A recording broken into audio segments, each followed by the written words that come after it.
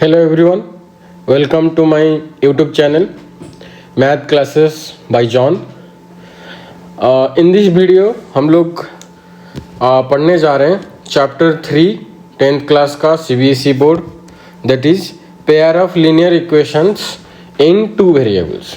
ठीक है, तो हम लोग पिछले क्लास में पॉलिनोमियल्स के बारे में पढ़े थे.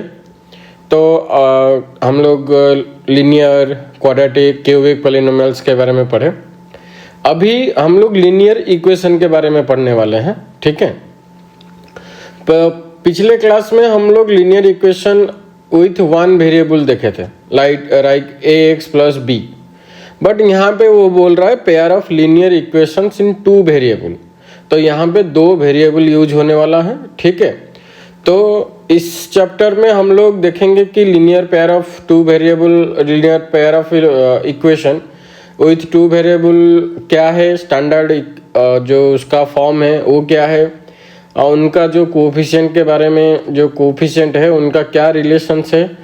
फिर उसका सॉल्यूशन देखेंगे. यहाँ पे तीन सॉल्यूशन के बारे में बताया गया है. एक ग्राफिकल मेथड है, दूसरा अरिथमेटिक मेथड है. फिर अरिथमेटिक में दो मेथड आएगा, एक होगा सब्स्टिट्यूशन मेथड, एक होगा एलिमिनेशन मेथड. तो इस चैप्टर में हम लोग सॉल्यूशन देखेंगे, कैसे सॉल्व किया जाएगा दो लीनियर इक्वेशन को. ठीक है, सो मज़ा आने वाला है. तो इसी तरह का हमारा वीडियो ऐसे मैं डालता रहूँगा मैथ का. तो अगर आप लोग को अच्छा लग रहा है तो do likes, share and subscribe my channel. And ज़्यादा से ज़्यादा ये सब वीडियो, ये मेरा जो वीडियो है वो क्लास 10th वालों को पहुंचाओ. उन लोग के लिए मैं बना रहा हूँ. ठीक है, तो चलिए फिर से आज कुछ नया सीखते हैं. ठीक है, तो chapter 3 pair of linear equations in two variables. तो हम लोग जो देख रहे थे पिछले क्लास में, हम लोग जो भी देखे वो सब सिंगल वेरिएबल था, एक्स को यूज करके हम लोग देख रहे थे. तो यहाँ पे हम लोग देखेंगे कि दो वेरिएबल कैसे यूज करेगा ये pair of linear equations. Linear equations के बारे में पहले थोड़ा बहुत आइडिया ले लेते हैं. अच्छा, लीनियर इक्वेशन का जो हमारा पास था स्टैंडर्ड फॉर्म, जो स्टैंडर्ड फॉर्म था वो क्या था? स्टैंडर्ड फॉर्म था क्या है? A x plus B is equal to 0. ये है linear equation. Linear equation with one variable का. ठीक है, पर इस चैप्टर में हम लोग दो वेरिएबल के साथ काम करेंगे. ठीक है, तो अभी हम लोग देखेंगे कि standard form of linear equation with two variable कैसा दिखता है. ठीक है, देखो, तो अभी हम लोग देखेंगे linear equation with two variables. Okay, तो इसका स्टैंडर्ड फॉर्म हुआ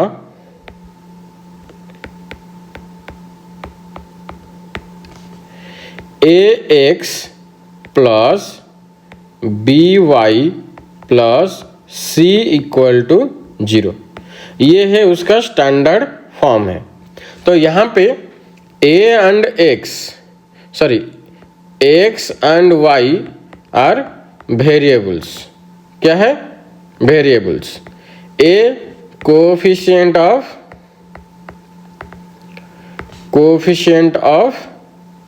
एक्स, बी होगा coefficient of Y and C is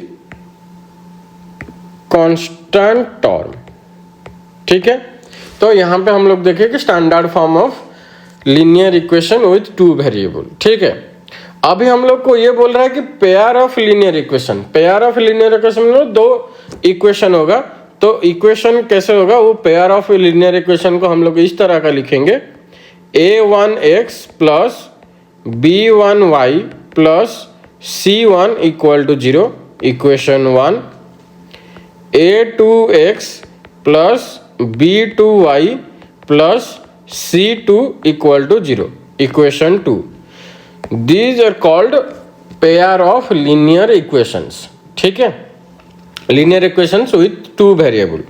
तो इस चैप्टर में आप लोग को बहुत सारे चीज़ें जो बताया जाएगा वो सॉल्यूशन के बारे में बताया जाएगा। ठीक है, वो ये जो पेयर को कैसे हम लोग सॉल्व करेंगे। ठीक, तो पहला तो है, पहला मेथड मैंने जैसे मैंने आप लोग को बता रखा है, जो सॉल्यूशन होगा ये दो तरह का होगा। पहले होगा ग्राफिकल मेथड। ठीक है, ग्राफिकल मेथड। सेकेंड होगा क्या, अरिथमेटिक मेथड।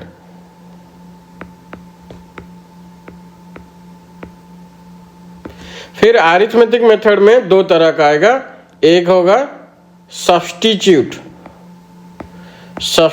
मेथड व सब्स्टिट्यूशन मेथड, और एक होगा एलिमिनेशन मेथड।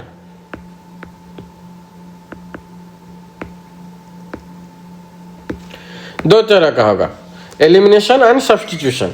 ठीक है, तो हम लोग एक एक करके देखते जाएंगे कि कैसा होगा ये सब। ठीक, तो पहला है ग्राफिकल मेथड।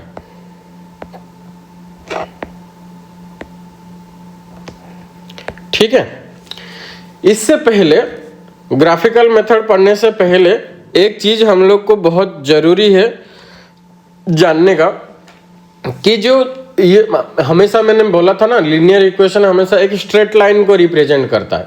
ठीक है, लीनियर इक्वेशन। तो यहाँ पे दो स्ट्रेट लाइन होगा।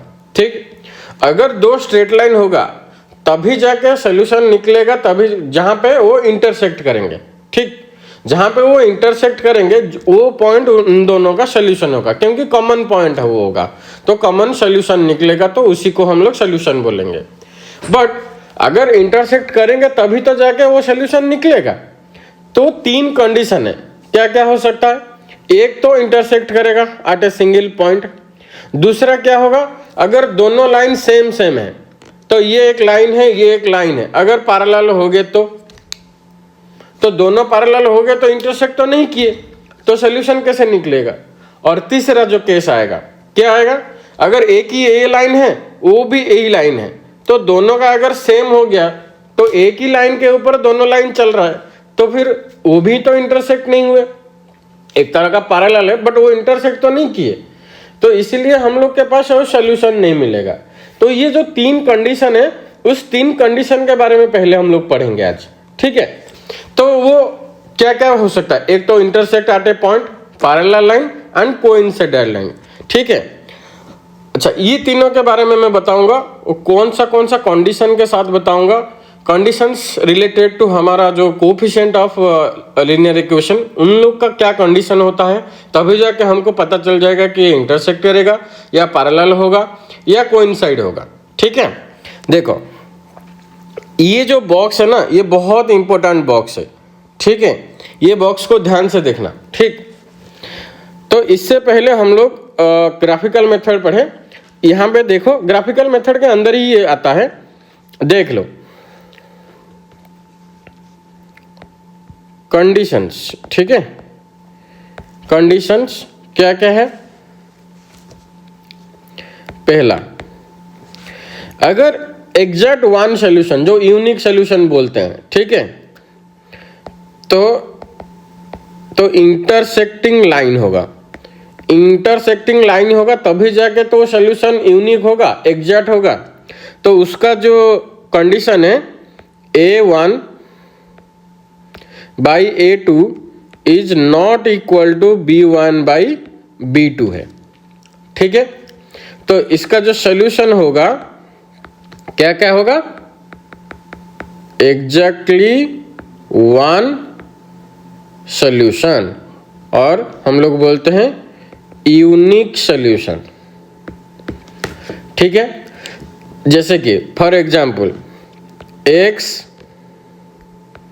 Minus 2y equal to 0, equation 1, 3x plus 4y minus 20 equal to 0, equation 2। यहाँ पे क्या है, a1 कितना 1, a2 कितना 3, b1 कितना -2, b2 कितना 4। तो 1/3 इज नॉट इक्वल टू -2/4। तो यहाँ पे ये कंडीशन सेटिस्फाई कर रहा है। तो ये जो दो इक्वेशन है, दो लाइन है, अगर हम इसको ग्राफिकली करेंगे तो इसका क्या आएगा, एक इंटरसेक्टिंग पॉइंट आएगा जो जिसको हम लोग बोल सकते हैं solution of this pair of linear equation with two variable. ठीक है, ये है पहला केस। ठीक, दूसरा क्या है, मैंने जैसे बताया था पैरेलल लाइंस या कोइंसिडेंट लाइन। ठीक है, अगर कोइंसिडेंट लाइन देखेंगे, कोइंसिडेंस लाइन मतलब क्या है वो समझ में आया। सपोज एक लाइन ऐसा है और दूसरा लाइन क्या होगा उसके ऊपर, ये लाइन हो गया ए बी और दूसरा लाइन हो गया सी डी। ये दो जो लाइन है इसको बोलते हैं कोइंसिडेंट लाइन, कोइंसिडेंट लाइंस बोलते हैं ना। व्हाट ए कोइंसिडेंस, तुम्हारा और मेरा सेम हो गया, सेम ड्रेस पहन गया, सेम पिंच, यही बोलते हैं ना, इसीलिए कोइंसिडेंट लाइन। ठीक है, तो इसके ऊपर कैसे, इसका जो कंडीशन है, इसका कंडीशन है a1/a2 equal to b1/b2 equal to c1/c2। इसका जो सॉल्यूशन होगा इन्फाइनाइटली मेनी सॉल्यूशन।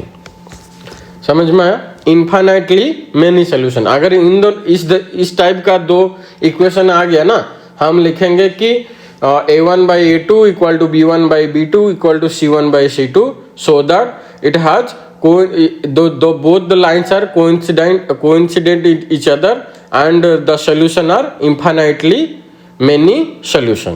ठीक है, एग्जाम्पल लेते हैं। देखो यहाँ पे दिया गया है 2x plus 3y minus 9 equal to 0 और 4x plus 6y minus 18 equal to 0। तो यहाँ पे a1/a2 क्या होगा, 2/4 कितना हो गया 3/6 इक्वल टू माइनस 9/18। तो सबको अगर हम लोग काटेंगे, देखो ये 1/2, ये भी 1/2 और ये तो माइनस है, तो ये भी 1/2। तो all are equal. So the lines are coincident each other. Pair of linear equations has infinitely many solution। समझ में आया, ये है दूसरा कंडीशन। अगर तीनों का जो रेशियो का coefficient of ratios of x and y and constant are same, तो हम लोग इसको बोलेंगे coincident lines. Okay, now third case जो कि मैंने बोला था parallel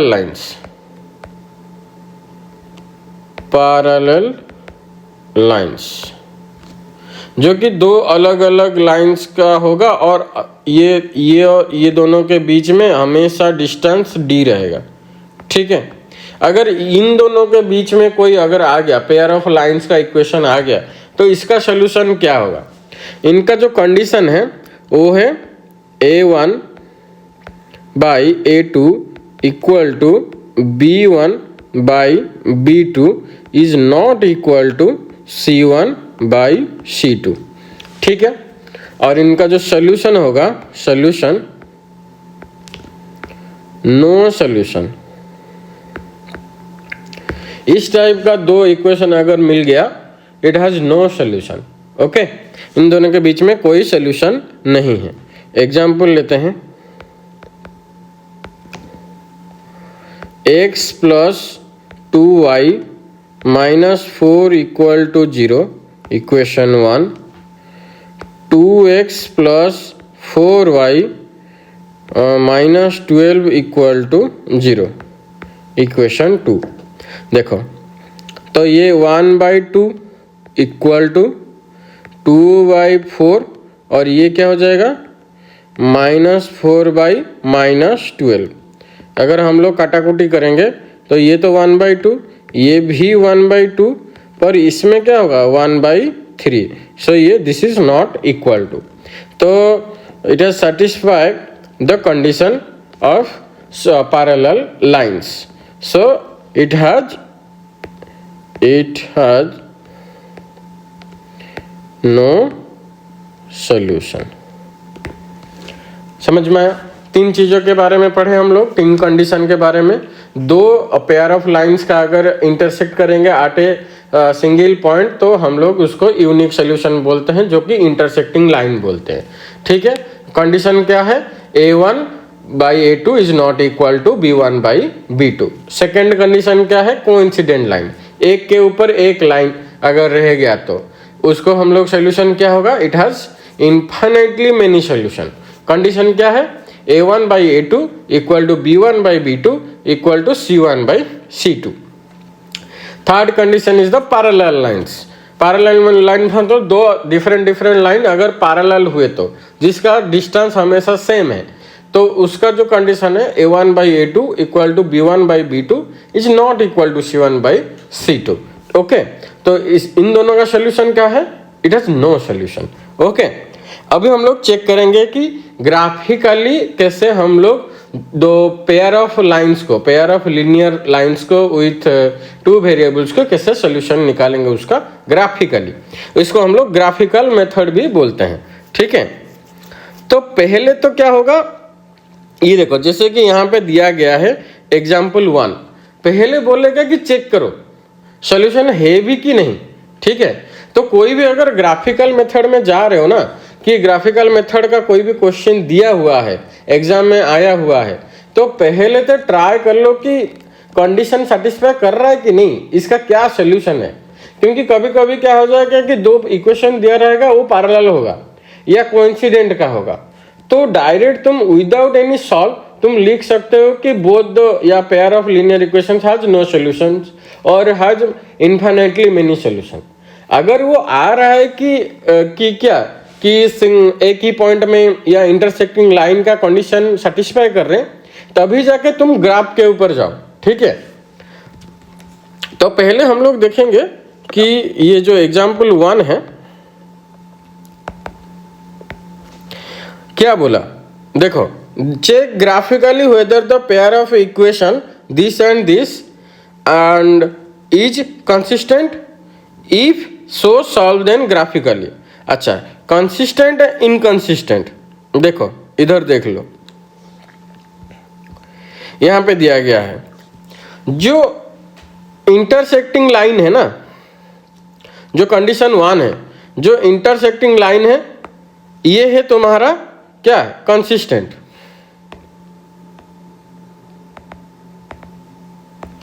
consistent pair of equation. ठीक, और जो तुम्हारा कोइंसिडेंट लाइन है सेकंड वाला, पहला और सेकंड वाला भी कंसिस्टेंट है। याद रखो ये सब, पहला और second intersecting line and coincident line both are consistent, but जो पैरेलल है वो है इनकंसिस्टेंट।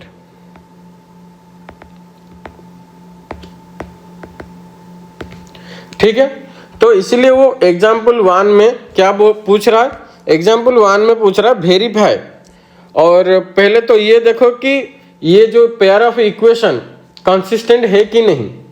कंसिस्टेंट है कि मतलब अगर कंसिस्टेंट होगा तो दो तरीका होगा। क्या होगा, पहले तो इंटरसेक्टिंग करेगा एक ही पॉइंट में, दूसरा क्या होगा ये कोइंसिडेंट होगा। कोइंसिडेंट हुआ तो इनफाइनाइटली मेनी सॉल्यूशन। अगर इंटरसेक्ट हुआ फिर ग्राफ करेंगे, जहां पे इंटरसेक्ट करेगा वहां का क्या ले लेंगे, सॉल्यूशन उसका वही होगा। ठीक है, तो चलो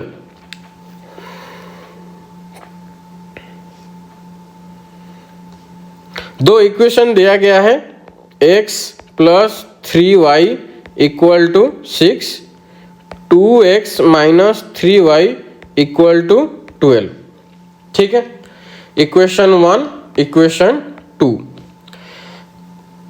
जब भी तुम pair of linear equation solve कर रहे हो ना, हमेशा मेरा वर्ड याद रखो, पहला काम, पहला स्टेप हमेशा स्टैंडर्ड फॉर्म में लेके आओ। ठीक है, आसान है, इजी है सॉल्व करना, और गलती होने का चांसेस कम हो जाता है। ठीक है, देखो तो हमेशा हम लोग क्या करेंगे कि पहले इसको रीराइट करेंगे स्टैंडर्ड फॉर्म में। ये स्टैंडर्ड फॉर्म में है नहीं। ठीक है, x plus 3y minus 6 equal to 0, और ये हो जाएगा 2x minus 3y minus 12 equal to 0। ये हो गया इक्वेशन 3, ये हो गया इक्वेशन हमारा 4। ठीक है, तो पहले तो ये देखेंगे कि a1 कितना है 1, a2 कितना है 2, b1 कितना है 3, b2 minus 3, c1 minus 6, c2 minus 12। तो a1 बाई a2 1 बाई 2, यहाँ पे 3 बाई माइनस 3, यहाँ पे माइनस 6 बाई माइनस 12। तो अगर हम लोग काटाकुटी करें, ये हो जाएगा 1 बाई 2। तो ये दोनों सेम है, बट ये -1, तो this is not equal to this. a1 by a2 is not equal to b1 by b2। तो ये सेटिस्फाई क्या कर रहा है, पहला तो satisfied a1 by a2 is not equal to b1 by b2। So condition for intersecting lines, so क्या है ये, कंसिस्टेंट है कि नहीं। तो अभी हम लोग क्या करेंगे ना, ग्राफिकल मेथड में जाएंगे इसको सॉल्व करने के लिए। ठीक है, बोला है ना, check graphically whether the pair of equations is consistent, if so solve the graphically. ठीक है, पहले तो चेक करेंगे फिर ग्राफिकली सॉल्व करेंगे। तो हम लोग पहले चेक कर लिए कि कंसिस्टेंट है, फिर ग्राफिकली अभी हम लोग देखेंगे। पिछले क्लास से हम लोग ये देखे हैं कि ग्राफिकली हम लोग कोई भी अगर इक्वेशन को कैसे ड्रॉ करते हैं। पहला प्रोसीजर क्या है, हम लोग उसका टेबल बनाते हैं, x लेते हैं फिर y लेते हैं, कोई भी चूज करते हैं x का वैल्यू, फिर y का वैल्यू निकालते हैं, फिर कोऑर्डिनेट निकालते हैं, फिर जाके हम लोग उसको ड्रॉ करते हैं। ठीक है, तो पहले तो ग्राफ्स के लिए हम लोग भाई ग्राफ्स ले लेंगे। ठीक है, आ गया हमारा ग्राफ्स। तो हमारे पास जो दो इक्वेशन है वो क्या क्या है, तो x plus 3y equal to 6 है, और एक है 2x minus 3y equal to 12 है। ठीक है, तो यहाँ पे हम लोग क्या करेंगे, पहले तो आइदर तुम y से निकाल लो, y का वैल्यू निकाल लो। तो 3y equal to 6 minus x, तो y हो गया तुम्हारा 6 माइनस x बाई 3। इसके लिए क्या हो जाएगा, 2x minus 12 equal to 3y, तो y हो जाएगा हमारा 2x माइनस 12 बाई 3। समझ गए। तो दोनों के लिए दो अलग अलग बॉक्स निकल आएगा। ये table 1 for equation 1, table 2 for equation 2। ठीक है, हमको दो दो कोऑर्डिनेट चाहिए। ये हो गया x, ये हो गया y, ये भी x, ये भी y। ठीक है, अब यहाँ पे मैं लूँगा सपोज 0, तो यहाँ पे अगर 0 डालूँ तो y कितना हो जाएगा 6 माइनस 0/3, तो ये हो जाएगा 6/3 इज इक्वल टू 2। तो ये एक हो गया 2। ऐसा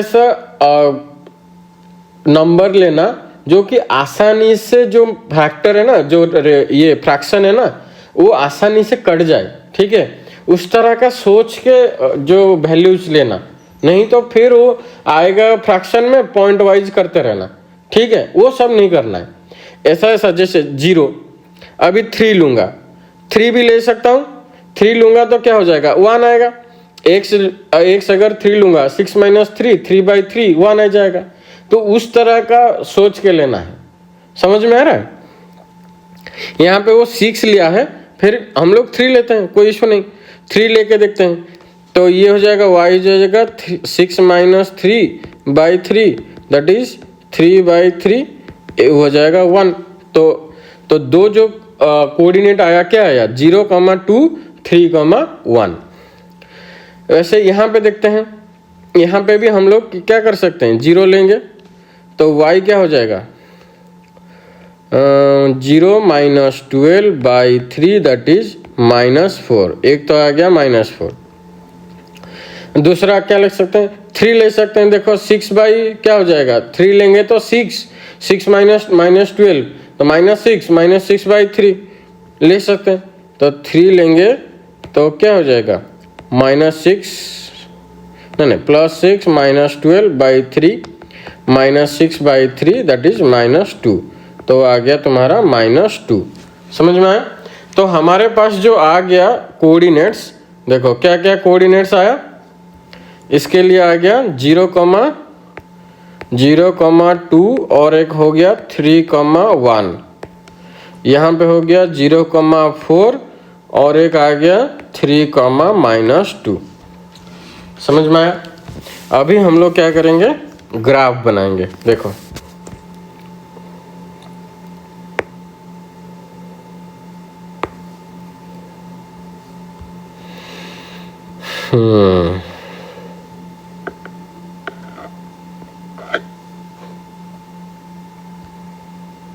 ये हो गया तुम्हारा y एक्सिस, ये हो गया तुम्हारा x एक्सिस, ये हो गया x, ये हो गया y, ये हो गया y डैश, ये हो गया तुम्हारा x डैश, ये हो गया 0,0। ठीक है, तो हम लोग का जो हाईएस्ट पॉइंट है वो 6 नहीं, हमारा तो हाईएस्ट पॉइंट 3 और 4 है। तो y में 4 है, x में हाईएस्ट पॉइंट है 3। तो ये हो गया 1 2 3 4 5 ले लो, और यहाँ पे ले लो 1 2 3 4 5 ले लो।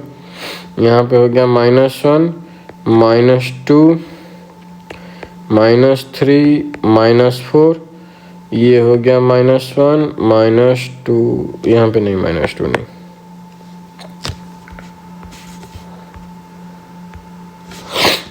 ये हो गया -1 -2 -3 -4। ठीक है, तो हमारा पॉइंट्स क्या क्या है देखो, एक है 0,2 0,2, ये तो तुम्हारा ये यहाँ पे हो गया y एक्सिस में। 3,1 3,1 ये है। ठीक है, ये हो गया एक।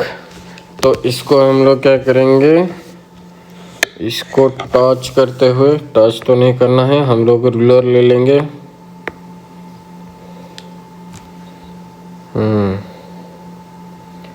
इन दोनों को मिला के एक लाइन खींचनी है।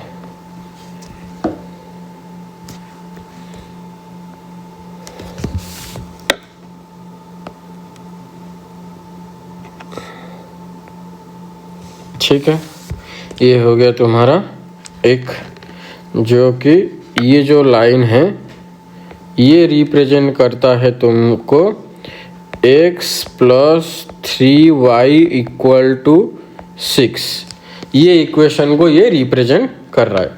तो दूसरा जो है 0,4 0,0 हो गया यहाँ पे 0,-4 है ये, तो ये हो गया तुम्हारा 0,-4, ये 0,-4 और हो गया तुम्हारा 3,-2, ये हो गया 3, ये हो गया तुम्हारा 3,-2। तो यहाँ पे हम लोग चलो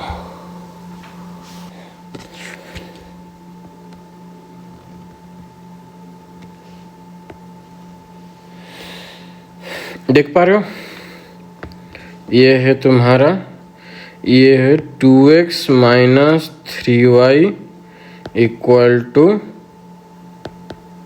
12। ठीक, देखो कहाँ पे ये क्रॉस किए, देख पा रहे हो यहाँ पे,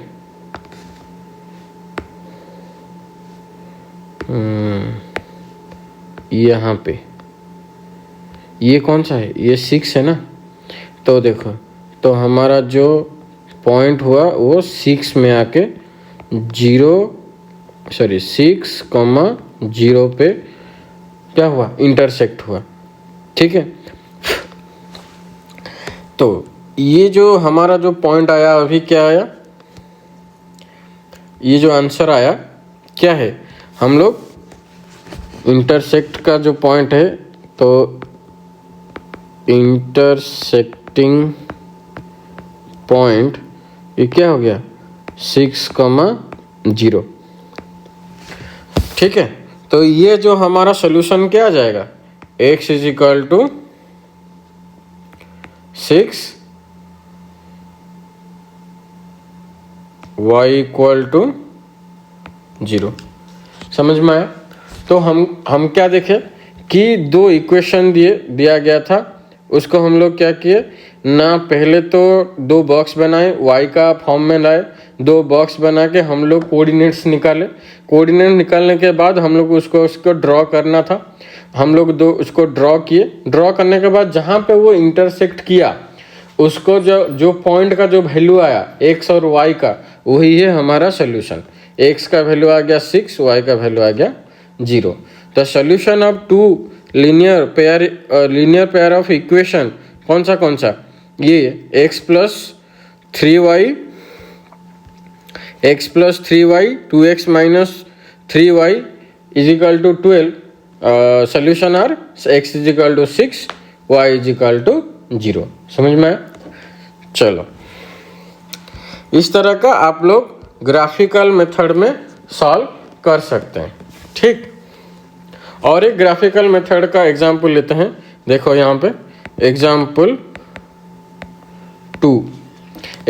2 में देखो क्या दिया है, 5x minus 8y plus 1 equal to 0, और दिया गया है equation 1 3x minus 24/5y plus 3/5 equal to 0, equation 2। इन दोनों को सॉल्व करने के लिए बोल रहा है। ठीक है, इन दोनों को अगर हम लोग सॉल्व कर रहे हैं, देखो पहले तो ये देखो, यहाँ पे अगर हम लोग इक्वेशन 2 इंटू सब में नीचे 5 है, तो मैं 5/3 मल्टीप्लाई कर देता हूँ। 5/3 अगर मल्टीप्लाई करेंगे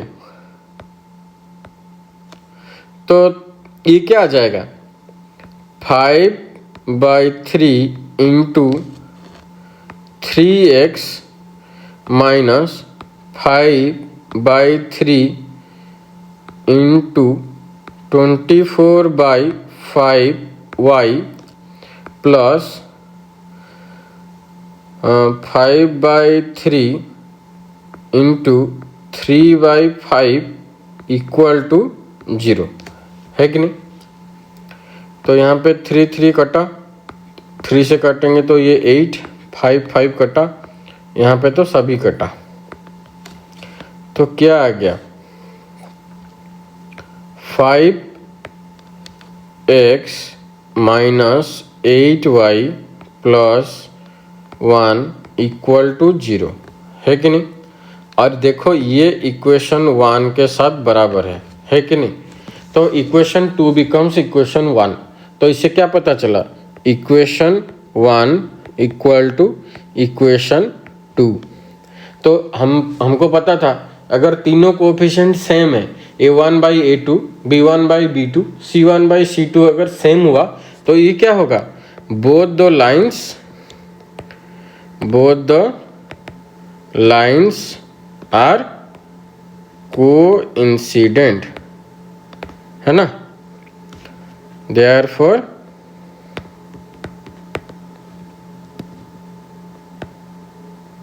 they have